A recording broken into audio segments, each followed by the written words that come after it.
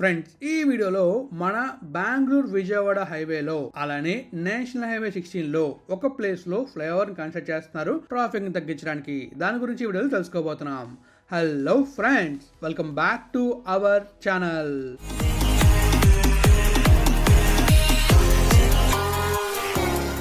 Friends, ఎంతో కష్టపడి video చేస్తున్నా. వీడియో నచ్చితే లైక్ చేయలేరా? మన ఛానల్ని సబ్స్క్రైబ్ చేయలేరా? చేశానంటారు. పదండి లోకి వెళ్దాం. ఫ్రెండ్స్, ఈ వీడియోలో మనం ఏం చూడబోతున్నాం అంటే మన నేషనల్ హైవే 16 ఉంది కదా, ఈ నేషనల్ హైవే 16ని కొన్ని చోట్ల ట్రాఫిక్ కంజెషన్ ఎక్కువ అవడం వల్ల ఎక్స్పాండ్ చేస్తున్నారు అనమాట 6 లేన్గా. సో ఇంతకుముందు అక్కడ 6 లేన్ ఉండేది, కానీ ట్రాఫిక్ అనేది ఎక్కువ అవడం వల్ల అక్కడ ఫ్లైఓవర్ కన్స్ట్రక్ట్ చేస్తున్నారు. సో ఈ ఫ్లైఓవర్ ఎక్కడ కన్స్ట్రక్ట్ చేస్తున్నారు అండ్ అలానే ఈ ఫ్లైఓవర్ ఎలా కన్స్ట్రక్షన్ జరుగుతుంది, ఎంతవరకు కన్స్ట్రక్షన్ జరిగింది, ఈ విషయాలని మనం తెలుసుకోవాలంటే ఫస్ట్ మనం ఈ ప్లేస్ ఎక్కడుందో మ్యాప్ వ్యూలో చూడాలి. తర్వాత ఈ ప్లేస్లో జరుగుతున్న కన్స్ట్రక్షన్ స్టాటస్ని కూడా చూడొచ్చు. మరి వెళ్దాం మ్యాప్ వ్యూలోకి. ఇక మనం మ్యాప్లోకి వెళ్ళినట్టయితే మనకి చాలా క్లియర్ కనిపిస్తుంది కదా, ఇదే మన Bengaluru Vijayawada expressway, BKB express హైవేగా మనం పిలుస్తున్నాం. Bengaluru Kadapa Vijayawada expressway. అయితే ఈ హైవేలో మన బెంగళూరు నుంచి కొడికొండ వరకు బ్రౌన్ ఫీల్డ్ ఉంటుంది. కొడికొండ నుంచి మన అద్దంకి దగ్గర ముప్పవరం వరకు కంప్లీట్గా గ్రీన్ ఫీల్డ్ ఉంటుంది. అండ్ మళ్ళీ మన ముప్పవరం నుంచి విజయవాడ వరకు బ్రౌన్ ఫీల్డ్ అయితే ఉంటుంది. ఈ బ్రౌన్ ఫీల్డ్ అంటే ఆల్రెడీ ఉన్న హైవేని డెవలప్ చేయడం, గ్రీన్ ఫీల్డ్ హైవే అంటే కొత్తగా ఒక హైవేని కన్స్ట్రక్ట్ చేయడం. ఇదంతా కూడా యాక్సిస్ కంట్రోల్ హైవే.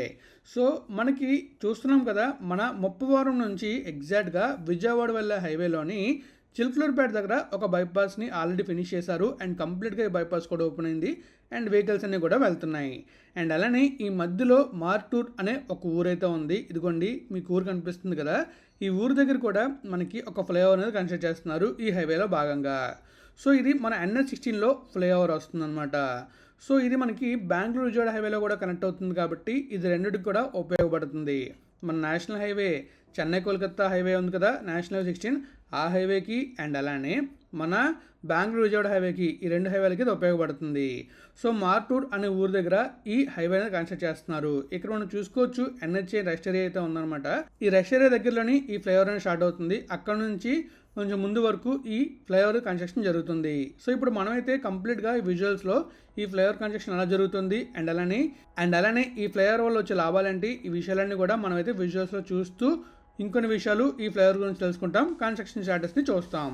మరి విజువల్ చూడడానికి వెళ్దామా? చలో. చూసారుగా, మీకైతే మార్టూర్ ఉంది కదా మన నేషనల్ 16లోని ఎగ్జాక్ట్గా ముప్పవరంకి ముందు వస్తుంది అనమాట ఈ మార్టూరు. సో మార్టూర్ ద్వారా మీకు ఎలాంటి ఎవరు జరుగుతుందో చూపించాను. అండ్ అలాగే ఫ్లైఓవర్ ఎలా కన్స్ట్రక్షన్ జరుగుతుందో కూడా క్లియర్గా చూపించబోతున్నాను అనమాట. ఇప్పుడు మ్యాప్లో మీకు చూపించాను, ఇప్పుడు స్కైవేలో చూపించబోతున్నాను. సో మరి విజువల్ చేద్దామా? ప్రస్తుతం మనం అయితే ముందు చూస్తున్నాం కదా, ఇదే NH16 అనమాట, మన మరటూర్ దగ్గర. ఆ ముందు మీకు కనిపిస్తుంది కదా, ఆ ఊరంతా కూడా మార్టూర్ అనమాట. మనం చూసేది మార్టూర్కి ముందు ఈ ఫ్లైఓవర్ అయితే. సో మనం చూసుకోవచ్చు లెఫ్ట్ సైడ్లో ఒక ఫ్యూయల్ స్టేషన్ కూడా ఉంది. ఈ ఫ్యూయల్ స్టేషన్ నుంచి మనకైతే ఫ్లైఓవర్ అనేది స్టార్ట్ అవుతుంది. సో ఇక్కడ నుంచి మనకైతే అరౌండ్ ఒక 1 కిలోమీటర్ వరకు ఈ ఫ్లైఓవర్ అనేది కన్స్ట్రక్షన్ చేస్తున్నారు. సో ఈ ఫ్లైఓవర్ కన్స్ట్రక్షన్ కూడా మనమైతే ఇప్పుడు చాలా అంటే చాలా క్లియర్గా చూడబోతున్నాం. సో ఇక్కడ మనకి వెహికల్స్ అనేవి కూడా డైవర్ట్ అవుతున్నాయి అనమాట ఈ కన్స్ట్రక్షన్ జరగడం వల్ల. సో నైట్ టైం ఎవరైనా NH16లో ట్రావెల్ చేస్తున్నట్లయితే చాలా అంటే చాలా జాగ్రత్తగా వెళ్ళండి. అండ్ అలానే ఓవర్ స్పీడ్లో వెళ్ళొద్దు, లిమిట్ స్పీడ్లో వెళ్ళండి. మార్టూర్ దగ్గర రాగానే స్లో అవ్వండి, ఎందుకంటే ఇక్కడ కన్స్ట్రక్షన్ జరుగుతుంది కాబట్టి అండ్ డైవర్షన్ ఉంది కనుక. నైట్ టైం వచ్చినప్పుడు ఆ డైవర్షన్ ప్రాపర్గా కనిపించకపోతే ప్రమాదం జరిగే అవకాశం ఉంటుంది. సో అందుకే మనం చాలా అంటే చాలా జాగ్రత్తగా వెళ్ళడం చాలా మంచిది. మనం ఇక్కడ అబ్జర్వ్ చేయొచ్చు, రైట్ సైడ్లో మనకి డైవర్షన్ కనిపిస్తుంది అనమాట. అటు మన విజయవాడ నుంచి వచ్చే వెహికల్స్ అన్నీ కూడా సర్వీస్ రోడ్లో వచ్చి ఇక్కడ హైవేలో మెర్జ్ అవుతున్నాయి. ఇటు మన చెన్నై నుంచి వెళ్తున్న వెహికల్స్ అన్నీ కూడా కొంచెం ముందుకు వెళ్ళాక సర్వీస్ రోడ్లోకి వెళ్ళి సర్వీస్ రోడ్లోంచి ముందుకైతే వెళ్తున్నాయి. మనం ముందుకు వెళ్ళిన తర్వాత మనకి అక్కడ చాలా అంటే చాలా క్లియర్గా అక్కడ జరుగుతున్న డెవలప్మెంట్ అంతా కూడా కనబడుతూ ఉంటుంది. అండ్ అలానే అక్కడ మనకి కంప్లీట్గా ఫ్లైఓవర్ కన్స్ట్రక్షన్ చేస్తున్నారు కదా, ఆ ఫ్లైఓవర్ కూడా కన్స్ట్రక్షన్ జరుగుతున్నట్టు కనిపిస్తుంది. అండ్ అలానే మధ్యలో ఒక అండర్ పాస్ కూడా వస్తుంది. అండర్ పాస్ కూడా మనం వెళ్ళి చూడొచ్చు క్లియర్గా.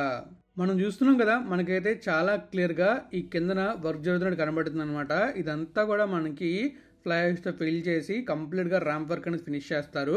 ఈ ర్యాంప్ వెళ్ళి డైరెక్ట్గా అండర్ పాస్కి కనెక్ట్ అవుతుంది. అక్కడ ఒక చిన్న ఫ్లైఓవర్లో కనిపిస్తుంది కదా, ఆ ఫ్లైఓవర్ కనెక్ట్ అవుతుంది అనమాట.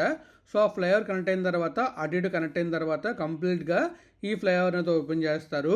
ఈ ఫ్లైఓవర్ కన్స్ట్రక్షన్ చేయడం బెనిఫిట్స్ ఏంటంటే మనకి ముఖ్యంగా ఈ ఊర్లో ట్రాఫిక్ అనేది ఉండదు అండ్ ప్రమాదాలు కూడా తగ్గుతాయి. చాలా వరకు ఏం చేస్తుంటారంటే ఇక్కడ ఊర్లో ఉండే వాళ్ళు కానీ లేదా లోకల్ పీపుల్ కానీ అటు నుంచి రోడ్ దాటేటప్పుడు వెహికల్స్ని చూసుకోకుండా వచ్చేస్తూ ఉంటారు.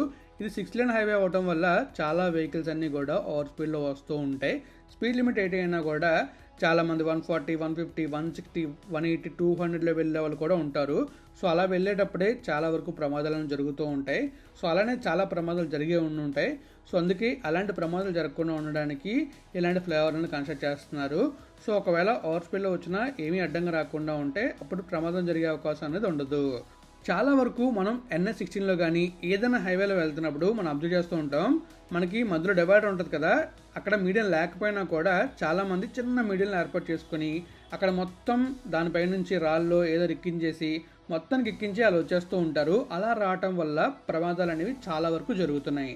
ఆ ప్రమాదాలు చాలామంది కనిపించవు కూడా, ఎందుకంటే ఆ ప్లేస్లో సీసీ కెమెరాస్ పెద్దగా ఉండవు. సో దానివల్ల ఎవరికి తెలియదు. సో అలా చాలానే ప్రమాదాలు జరుగుతూ ఉంటాయి. సో అలాంటి సిచ్యువేషన్ మీరు ఎప్పుడైనా ఫేస్ చేశారా? నేనైతే చాలాసార్లు ఫేస్ చేశాను, కానీ నా కారు డాష్ క్యామ్ లేకపోవడం వల్ల మీకు అది చూపించలేకపోయాను. ఇక్కడ మనం చూసుకోవచ్చు రైట్ సైడ్లో హెవీ వెహికల్స్ అని ఆగున్నాయి. ఇది NHA వాళ్ళ యొక్క రెస్ట్ ఏరియాస్. అలానే మీరు బోర్డులో కూడా చూసి ఉంటారు, లెఫ్ట్కి వెళ్తే మార్టూర్ 3 కిలోమీటర్లు, స్ట్రైట్కి వెళ్తే ఒంగోలు 60 కిలోమీటర్లు అండ్ అలానే మధురై 817 కిలోమీటర్లు. ఇంకా మీకు లెఫ్ట్లో కూడా రెస్ట్ ఏరియా కనిపిస్తూ ఉంటుంది. సో ఈ రెస్ట్ ఏరియాస్ ఎందుకు ఉంటాయంటే వెహికల్స్ ఉంటాయి కదా, హెవీ వెహికల్స్, వాళ్ళు రెస్ట్ తీసుకోవడానికి. అండ్ హెవీ వెహికల్స్ అనే కాదు, ఎవరైనా రెస్ట్ తీసుకోవచ్చు. అక్కడ వెహికల్స్ ఆపుకొని రెస్ట్ తీసుకోవడానికి రెస్ట్ ఏరియాస్ అని ఉంటాయి. అక్కడ మనకి ఫుడ్, ఫ్యూల్, వెహికల్ పార్కింగ్ ఇవన్నీ ఉంటాయి. కానీ కొన్ని చోట్ల మాత్రం మనకి ఇంకా ప్రాపర్గా అది ఇంప్లిమెంట్ అవ్వలేదు కాబట్టి లేవు. అలా ఉంటే మాత్రం మనకి ఆ ప్లేస్లో అన్ని దొరుకుతాయి అండ్ రెస్ట్ తీసుకోవడానికి కూడా ఈజీ అవుతుంది. చాలా వరకు మనం అబ్జర్వ్ చేస్తుంటాం కదా, హెవీ వెహికల్స్ అని కూడా రోడ్డు పక్కన ఆపుతూ ఉంటాయి హైవేలోని. అలా ఆపకుండా రెస్ట్ ఏరియాలో ఆపితే ప్రమాదాలు జరగకుండా అవకాశం కూడా ఉంటుంది. ఇప్పుడు మనం టాప్ వ్యూలో చూసుకుంటూ వెళ్తున్నాం అనమాట. మనకి చాలా క్లియర్ కనిపిస్తుంది అక్కడ జరిగిన వర్క్ అయితే.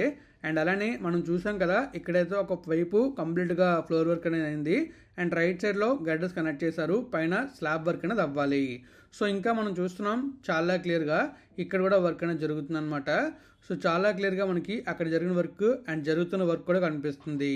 కంప్లీట్గా మనకైతే అక్కడ మొత్తం ఫిల్ చేస్తున్నారు మట్టితోటి అండ్ అలానే ఫ్లై యాష్ తోటి. అది మనం చాలా క్లియర్గా అబ్జర్వ్ చేయొచ్చు. అండ్ ఈ ప్లేస్లో మనం చూసుకోవచ్చు చాలా వరకు ఇక్కడైతే గ్రానైట్ ఫ్యాక్టరీలు ఉన్నాయనుకుంటా. సో మీరు చూస్తున్నారు లెఫ్ట్లో రైట్లో మీకు అవి కనిపిస్తున్నాయి.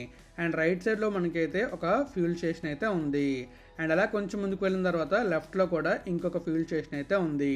ఇక్కడ నుంచి ముందుకు వెళ్ళిన తర్వాత మనకి మార్టూర్ అనేది ఊరు వస్తుంది. అండ్ ఇక్కడ నుంచి ఒక 3 to 4 కిలోమీటర్స్ వెళ్ళిన తర్వాత మళ్ళీ అక్కడ ఇంకొక ఫ్లైఓవర్ కన్స్ట్రక్షన్ జరుగుతుంది. ఆ ఫ్లైఓవర్ని మీకు రేపటి వీడియోలో నేను చూపిస్తాను. అండ్ అలానే మీకు ప్రతిరోజు మ్యాక్సిమం వీడియో అయితే వస్తుంది కాబట్టి ప్రతి వీడియోని చూసి లైక్ చేసి షేర్ చేస్తారు అనుకుంటున్నాను. మరి కొన్ని విషయాలు చెప్పి నేనైతే వీడియోని ఇక్కడతో ఎండ్ చేయబోతున్నా. చూసారుగా, మీకైతే చాలా క్లియర్ గా ఈ మార్టూర్ దగ్గర ఎలా కన్స్ట్రక్షన్ జరుగుతుంది ఫ్లైఓవర్, అండ్ అలానే ఈ ఫ్లైఓవర్ కన్స్ట్రక్షన్ చేయడం వల్ల ఎలాంటి ఉపయోగాలు ఉన్నాయి, అండ్ అలానే ఈ ఫ్లైఓవర్ కన్స్ట్రక్షన్ చేసిన తర్వాత NH16లో ట్రావెల్ చేసే వాళ్ళకి ఎలాంటి బెనిఫిట్స్ ఉన్నాయి, ఈ విషయాలన్నీ చాలా అంటే చాలా క్లియర్ గా చూపించాను, ఎక్స్ప్లెయిన్ చేశాను మ్యాప్లోని. మరి వీడియోలో ఉందో మీరు కామెంట్ రూపంలో తెలియజేయాలి. అండ్ ఎలాంటి ఫ్లైఓవరే ఇంకొకటి వస్తుంది అనమాట రేపటి వీడియోలోని. ఆ వీడియో కూడా మిస్ అవ్వకుండా చూస్తారనుకుంటున్నాను. సో మరి ఇంకా నేను వీడియోని ఎక్కడ దాన్ని చేస్తున్నాను, మీకు వీడియో నచ్చితే తెలుసుగా లైక్ చేయండి, మీ ఫ్రెండ్స్ షేర్ చేయండి. అలానే ఇప్పుడు దాకా మన ఛానల్ సబ్స్క్రైబ్ అయిపోతే సబ్స్క్రైబ్ చేసేయండి. Thank you friends, thank you for all support. Always have a safe and happy drive. Thank you, take care, bye.